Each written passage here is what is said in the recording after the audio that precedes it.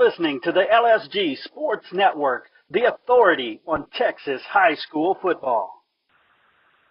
All right, everybody, I want to welcome you out to a little show wrap about a Friday Night Legends historic game that we had. I'm joined by Mighty Mike Wright. How are you doing, Mike? I'm doing great, Chris. I'm loving this game. Oh yeah, it is such a blast. And this game is a perfect example of what's great about it, because you've got two teams, and I'll let you tell them about the teams. We've got two teams that are 30 years apart that were able to play against each other. Yeah, definitely. In this one here, we have the 1978 Sealy Tigers going up against the 2004 Tuscola Jim Ned Indians. And, you might go, Tuscola Jim Ned, we've heard of that, but we don't know much about this other team. But, hey, they were pretty good, weren't they? Oh, yeah, they were. That 2004 Jim Ned squad featured a quarterback. Probably, I remember when he was playing high school football, and we said, this has to be the perfect name for a Texas high school quarterback, none other than Colt McCoy, who went on to fame at the University of Texas, the NFL, et cetera. What a great squad this was. Yeah, definitely. And, and a lot of people think, say, okay, well, you have Colt McCoy at quarterback. Okay, your offense is probably pretty good, which it was. They scored 44 points a game. Nice. But, man, what people don't look at, their defense only gave up 9.85 a game. Yeah, that shocked me. I was covering it, and I remembered that team, but I didn't remember that defense. I remembered Colt McCoy. Yeah, and I think a lot of it is, too. McCoy, once he's on the field, he has that high percentage passing attack, and just keeps them on the field.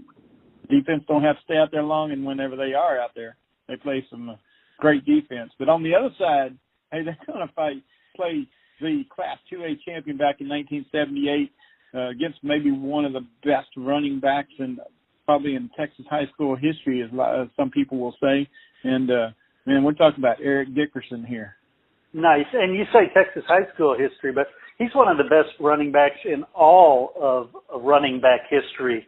You look at the SMU Pony Express, and then on to the fame at Buffalo Bills and the LA Rams, and was, the single season rushing record. He was everything. Yeah, I didn't really like him once he went to the NFL, though, because it seemed like he went up against my Cowboys, and he had just put up like 280 yards on them or something. Nice. So this team's a little bit different. It rather than scoring that 44 that Jim Ned did, they scored about 36 a game. So they didn't score as much, and they gave up a little bit more, 11 points a game they gave up. So, again, this is a game about statistics. So let's talk about how this one turned out. Yeah, and this was, you're going to say it's going to be the Colt McCoy, and Jim Ned passing game versus the Sealy rushing game. Yeah. Right. Because Dickerson's going to keep the ball on the ground. Now, surprisingly, Sealy had a pretty good passing team too. So, man, going into this, I didn't know really, which way to lean. Mm-hmm. But look at it statistics-wise. Without if you just say, who am I going with? You'd have to say Sealy, right? Because they were the state champions. But that Jim Ned team, they were pretty awesome. But coming in, Sealy averaged on the ground 7.96 per carry, and then Jim Ned only 5.82. That's on the ground. But right. Jim Ned, when they put it in the air, they're better than Sealy, and Sealy was pretty good. Almost 16 yards of pass completion for Sealy. So. Man, going in, I figure it's going to be pretty close. Without looking at all this stuff on paper, though, I'd have to lean towards Sealy winning this one. Nice. Well, one of the things that we love and hate about football is that it's an odd-shaped ball, and that means it takes funny bounces. And this one started off with a funny bounce. It did start off funny, the kickoff, the opening kickoff goes to Sealy, and hey, what'd they do? they fumbled the ball. Jim Ned gets the ball at the Sealy 24, just the first play right out of the game.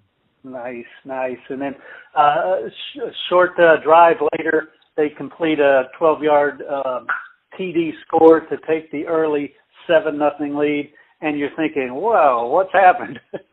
Yeah. So the Sealy fans were like, "Oh my God, okay, we're not going to fumble the next one," but and they didn't. But Sealy couldn't do much on their next drive, and they had to punt it off to Jim Ned. Where on Jim Ned's next possession, they didn't have any luck either.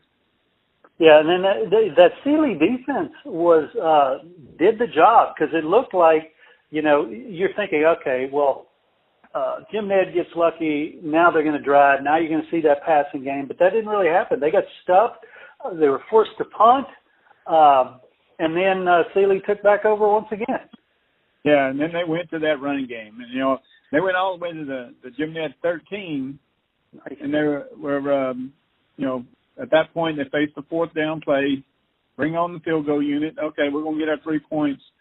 But as I put in the article, it's Tigers were still a little snake bit and missed the short field goal. So Jim Ned takes over on their end of the field. Nice. But again, funny bounces happen there. What does Jim Ned do? Turn the ball over at midfield. Sealy gets it back with just a little bit of time left in the first quarter. Yeah, and this time, Sealy decided, hey, that run worked pretty good for us, but we can also throw the ball. They went to the pass, and they get a score also from 12 yards out. They tie the game at 7 right as the first quarter ended. So, man, this game is turning out just exactly like it's going to be a just back and forth game here. We've seen a lot of some turnovers in this game. That's turned it back and forth, but it's 7-7 after first quarter, and, man, it's anybody's game. Nice. And Jim Ned looked like they're coming down again. It looked like they're going to break that tie, go for a field goal. It was a long one. It was 49-yarder. It was quite a field goal for a high school team. They missed that one, and then once again it goes back to Sealy. And what does Sealy do? They throw an interception. Oh, man, how crazy is that? Another turnover, man. A lot of turnovers in this game. Jeez. So, Jim Ned, they took over the ball at the Sealy 42, and they're set up. And then they went, Colt McCoy back to the pass, and they completed their last four plays of the drive were passes, all completions in for the score. So with a little over 5 minutes left until half, Jim Ned now leads at 14-7.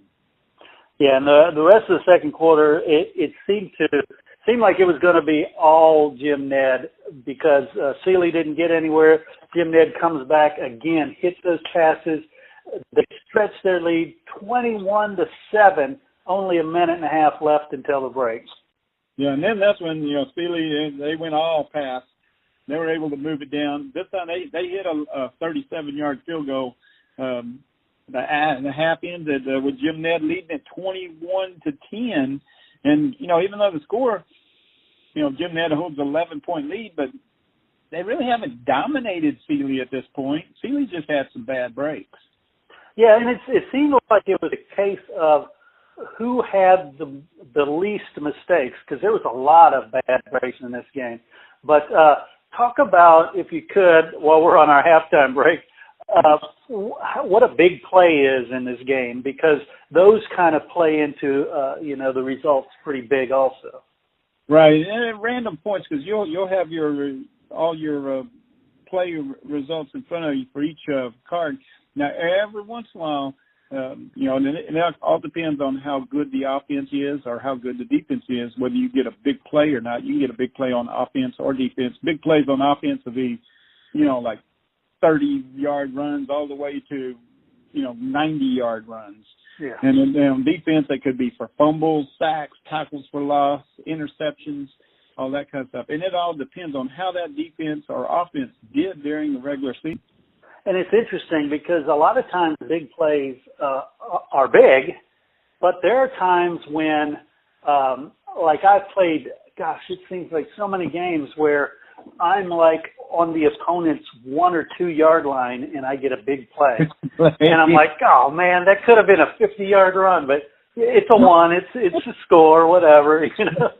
Yeah. So they're not always like, you know, stats breakers, but and sometimes they don't account at all because you'll get a big play and there'll be a penalty on the play and negate the whole darn thing. And I tell you what, that seems like those penalties show up at some of the most crazy times. You know, you're celebrating a touchdown and then you look down and go, oh, there's a penalty against me. So yeah, those penalties seem to show up right when you don't want them to. Nice. Yeah, you've mentioned that before, and I've always thought, you know, is there a good time to have a penalty on you?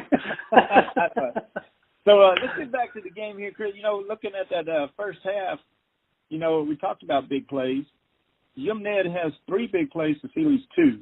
Now, Jim Ned's big plays, you know, one of them was that interception. They had another one on the pass play. So, but up till now, going through this first half, it has been their passing game as Colt McCoy's 14 of 18, high percentage for 146 yards passing.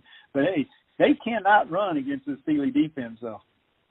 No, 16 carries, 28 yards. I mean, they're just banging against the wall there. Whereas Sealy is getting yards. They got 55 yards rushing in the first half, 91 yards passing, but 2 turnovers in a half and 4 penalties compared to 0 turnovers and 2 penalties. You know, you're not going to win a half if you have that kind of luck.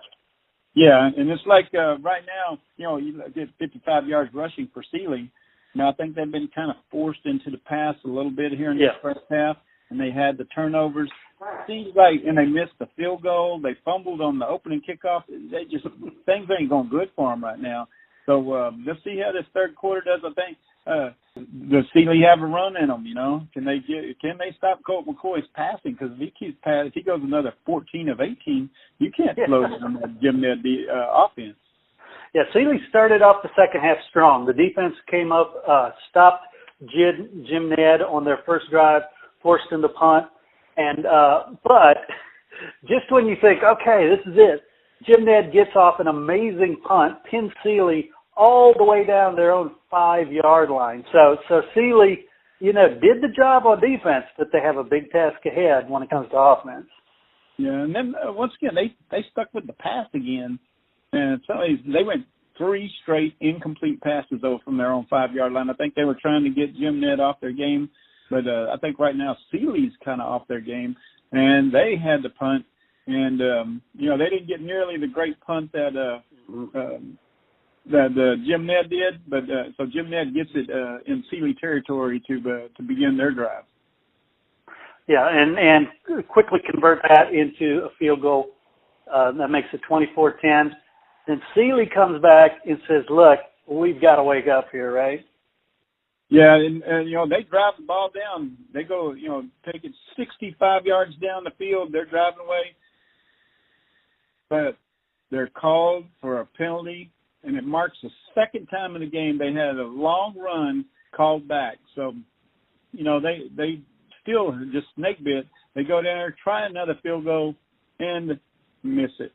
Yeah, I tell you, you know, when all the big runs that a player like Eric Dickerson makes, when he breaks a couple big ones, but they're called back, you know, you can't win. Now, so Jim Ned took over after they missed that field goal. They went 3 and out. They punt. You know, Sealy got a real good return down to the Jim Ned 27, and Sealy drives it all the way down to the Jim Ned 16 as the third quarter comes to an end, and Jim Ned's holding on to a 14-point lead. And I still don't think that they are dominating Sealy as much as that score says. Nice, yeah. Well, and going into the fourth, remember you said they'd driven it down. They were, at the Jim Ned 16 at the start of the fourth. So start the fourth, make the quick little jaunt in, couple plays, 24-17, Sealy cuts the lead. Yeah, and then so, you know, now Jim Ned's probably got to be feeling a little pressure. You know, they've been getting a touchdown. Touchdown lead. So So they take over. They get it they have a 3rd and 12. They convert that on a pass play. They keep the drive alive. They just keep driving down. Over 6-minute drive gone in this fourth quarter. They drive it down to the Sealy 2-yard line, but they have to settle for a field goal. So Sealy defense finally stands up at the end, stopping to a 19-yard field goal. Jim Ned goes up 27-17 now with just only 5 minutes and 20 seconds left in the game. So I think taking the 6 minutes off the clock was very important for Jim Ned. Oh, yeah, because, you think about it. Sealy's a running team, so then they have to go back to throw more passes because they're running out of time. Well, actually, they turned the ball over on down. Yeah, and then it was Jim Ned. The Sealy defense stands up and stops them on 3 and out, get the ball back one last time, but just not enough time. There's not enough time. So it ends here at in this game. Jim Ned wins. It's 27-17, and like I said, and then the running game for Sealy just kind of they had a couple big runs, but it seemed like it was one of them was called back, and the other one was late in the game. While Jim Ned's passing game was, it was on target as McCoy finished 25 of 31 passing for 231 yards. Nice. Yeah, and I tell you, that Sealy squad, like you mentioned before, was kind of snake bit. 173 yards rushing, but they had almost 100 yards worth of runs called back. So that would have been a total game changer. And in fact, we had Pat Kerrigan posted on the message board saying, "Oh, there's no way Sealy would have totally destroyed these guys." And if I think you played this game 10 more times, it's going to go 5-5 probably. Because you're right, they're going to win sometimes. Yeah, and looking at the whole deal, Sealy had 2 turnovers for the game. One of them was the opening kickoff. Yeah. And then, but penalties, they had 9 penalties to Jim Ned's 3. So a lot of the bounces went Jim Ned's way in this game. Yeah, and that's the thing.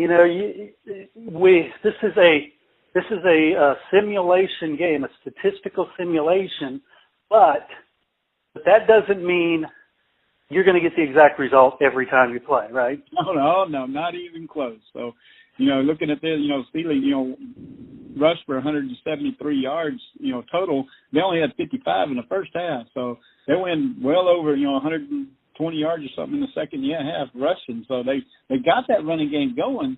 It's just, they missed 2 field goals, and turned it over, and they only lost by 10. So, and McCoy was good, but he went 25 of 31. Yeah, he was just solid on. And like you said, missed 2 field goals, plus they fumbled the kickoff. That's 13 points right there, and they only lost by 10. Yeah. So, what a great game, though. This was a lot of fun here to play this one, and I think every time you and I play a game, it's a unique experience. Oh, yeah, definitely. Love it. I want to thank everybody who's backed it on Kickstarter, and also remind people, if you haven't yet, there'll be a link in the comments down there, or maybe we'll put it up on the screen.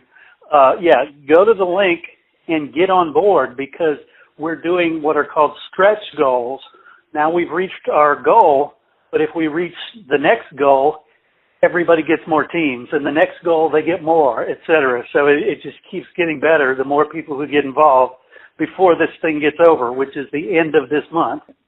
Hey, man, there's all kinds of possibilities in this game. I think later on we have it set up. We're going to play one of the best teams in California against one of the best teams in Florida. So, possibilities are endless. Most definitely. All right. Don't forget to get out there, back to Kickstarter, and also head over to FridayNightLegends.com and get on the mailing list so you can hear what's coming out, what new teams are coming out. Plus, you can put some input into what teams we should have. Man, sounds good, Chris. I'm going to go play me some more football.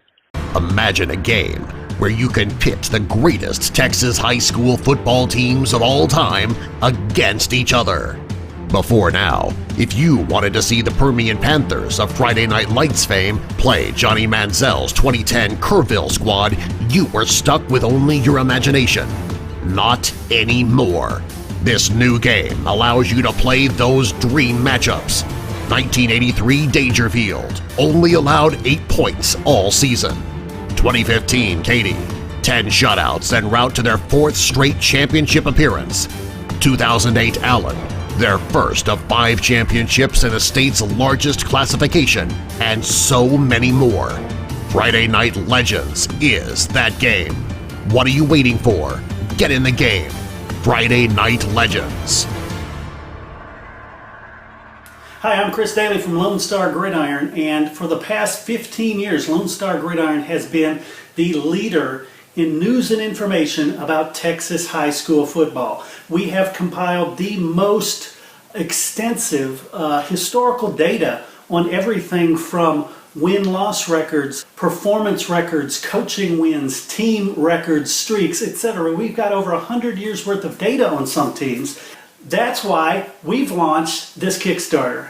In this game, you will be able to play some of these historic teams against each other, and not just their names. It's based on the actual stats.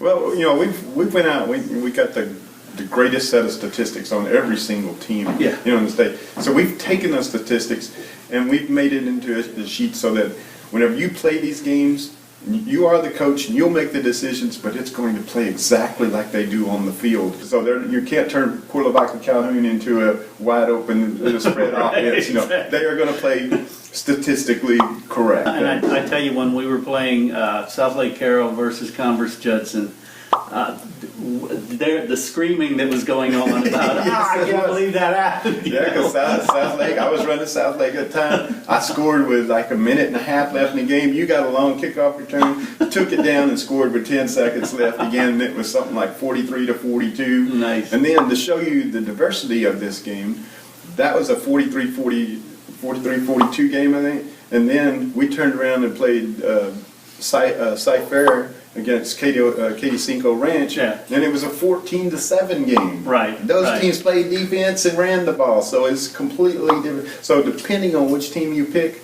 I mean, that's the hardest part, picking which team you want to play. And each game is completely different. Every time something surprises me, Yeah. and you're put in different situations, and you're the coach of these teams, so you can adjust. So if you think you can do a better job at coaching, maybe Right. your team went 7-4 during the season, and you think you can take them to the state championship. Right. Hey, that's what makes it fun, And, right? and there is a lot of coaching involved in this. Other Oh, than yes. just the play selection, there are coaching points. So if that team had a great coach and they won a lot of games, they get more coaching points for that year. And they can do different things, definitely. adjust outcome with those coaching points. A lot of work's been put into this, and I tell you, I'm amazed each time how statistically correct it is. Yeah, replay value is through the roof. I mean, as soon as I get done, I want to, let's do another. Let's do it that way, yes. Before we know it, it's midnight. So. Right, exactly. I tell you, I get goosebumps just talking about it. I want to go play right now. So do us a favor, get involved in the Kickstarter, get your copy of it, and help us put this amazing game into the world.